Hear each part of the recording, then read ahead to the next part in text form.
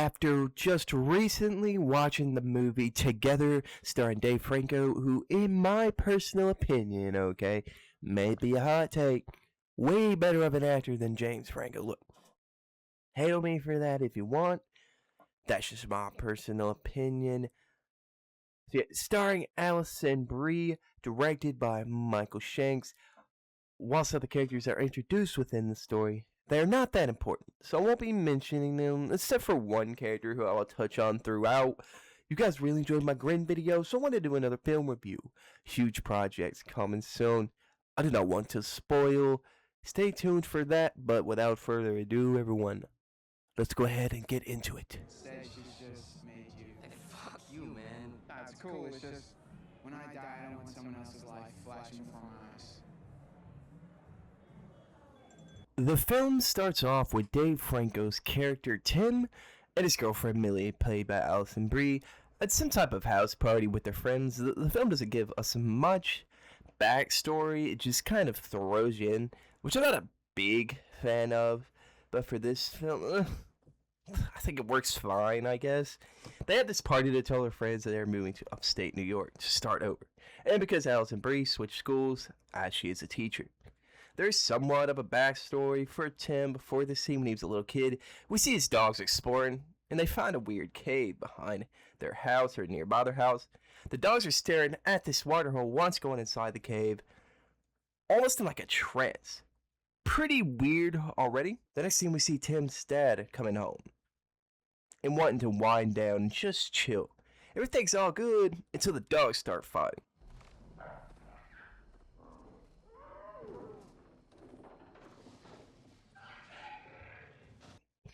And I'm talking, this is vicious. This sounds like they're actually killing each other. It's bad. Like, it sounds appalling to hear that. Like, I would not want to hear that.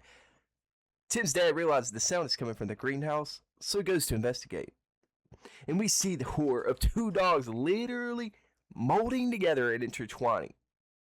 Pretty creepy, to be honest. Like, when I first saw this, dude, I already knew the direction this was going to go. I feel this is one thing the film does well, is the weird, eerie vibe of it all. I feel the director nailed that aspect of the film throughout the entire thing. There's a lot of shots and a lot of scenes that just creep me out. So it did good on that aspect anyway. Moving ahead. You really don't smell anything? What's going on?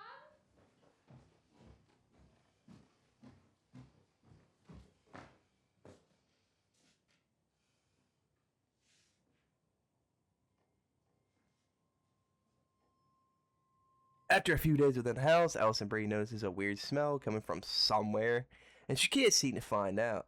Tim finds the location, which was under one of the light fixtures inside the house. After encountering it, Tim finds a bunch of intertwined dead rats, like his dogs from the beginning. Pretty disgusting. Honestly, you could like barely watch the screen here. Just know that it's pretty bad. The next few scenes are not too important, but I will mention the very next one. We see Millie starting her new job and meeting the teachers.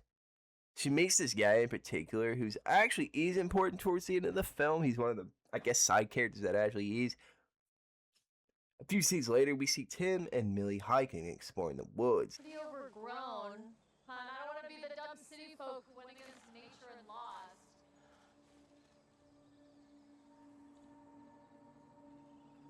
Mark, we're good. She was told about hiking from that teacher guy, and so that's why they're going to do it. They come across this cave after following a trail of bells. Already weird enough, don't know why you're even following something like that. Since it's storming so bad, they have to stay the night there in the cave. This cave happens to be the same cave that Tim's dogs were in, so yeah, I guess we already know what's about to happen. That's another issue I had with this film. They give away the climax almost immediately. Like, even in the actual trailers, they kind of just give out what happens. Huge kind of gray for me, but anyway, let's move on. Yeah.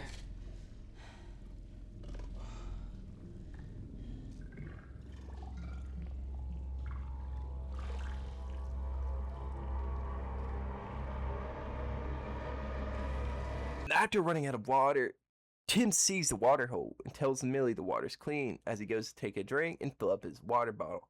The next few scenes, we see Tim dreaming, or at least I believe it is a dream, Not exactly sure, but he sees the walls around him breathing when he breathes, like he acts like it's breathing with him. It's very unsettling to look at, not gonna lie. He looks over at Millie, who's seizing on the ground, and not gonna lie, this kind of startled me. Like when it flashes over to the scene, you're not expecting it. Pretty weird. Not gonna lie, I had a tiny jump back. The middle of this movie is easily the weakest in my opinion. It's nothing too crazy really happens. The next few scenes, we see Tim hopping in the shower and Millie going off to the grocery store.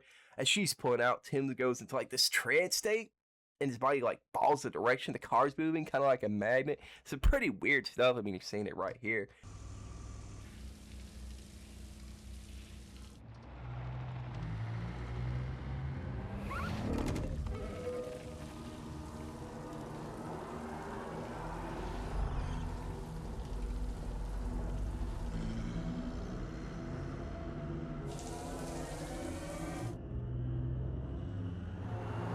The next scene, we see Tim talking to his therapist about what happened. Nothing comes from this at all. He just gets prescribed Valium and still his way. Literally nothing comes from this. The therapist is useless. Dude is not helpful at all. Don't know why he's even in this movie, but that's what happens. Literally nothing. A few seconds later, Millie and Tim are in bed asleep. Millie wakes up in the middle of the night to see Tim swallowing her hair whole. Literally like it's cotton candy. Eyes wide open. This scene is another one of the few where it started to be pretty good. I mean, just imagine waking up to see this shit, man. Like, you would think after all this, they would try to get Tim more help and to find out what's wrong. Nah. Negative. They just kind of go on. Tim blames it all on being asleep. Fair enough, I guess. A few scenes later, we see Tim getting dropped off at the Greyhound to go to his band gig. Tim does not have his license. He doesn't drive, but apparently that's just New York, so it makes sense. As Tim is waiting on the bus, he starts freaking out and losing it. Pops a Valium and tries to wait on the bus. But in the next scene, we see Millie at work, and she spots Tim outside the class window and goes out to ask what he's doing there and why he's not at the band gig. She sneaks him into the bathroom to talk to him. Soon after, he starts kissing her.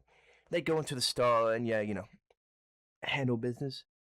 The end of this scene is hilarious as he's trying to pull out of her his Peter literally gets stuck inside of her, right? Kind of like their legs earlier. Just gonna have to play it. No comment.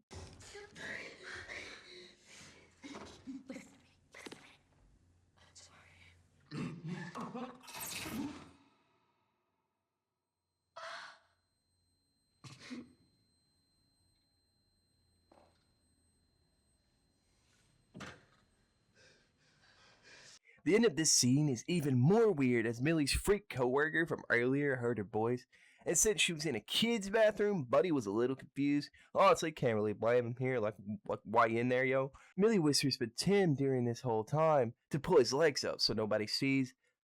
It all goes good. Millie comes out of the stall and is now talking to freak coworker as he walks off. And by the way, I'm calling this guy this because I literally don't remember his name. Like, I don't even know if they mention his name throughout the film, and this guy is a literal freak, so that's what he's gonna be called. Like, I legit don't know his name. As he walks off, he looks back in, and we get a close-up of Tim's legs hitting the ground. Big yikes. But he knows. The next few scenes, things start to heat up a bit. We see Tim chilling in his music room. He's looking things up on the computer to find out what's going on. Finally, you're looking something up. You couldn't have done this already, right? Some weird shit's been happening. But anyway, out of nowhere, Millie runs into his door. Full speed, we see her silhouette outside the door. Tim opens the door, and Millie falls on top of him, seizing.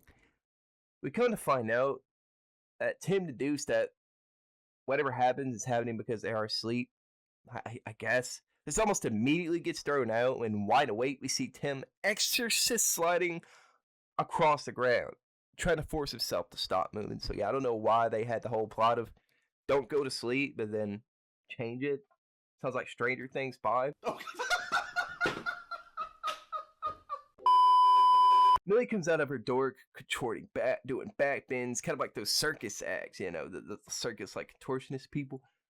She at this point is also wide awake. She's freaking out, and Tim's telling her to fight it. They have to fight it, which is also pointless by the end of the movie, might I add, but you'll see soon. To try and stop what's happening, Millie goes over to her freak co-worker's house because he had knowledge on older mythology.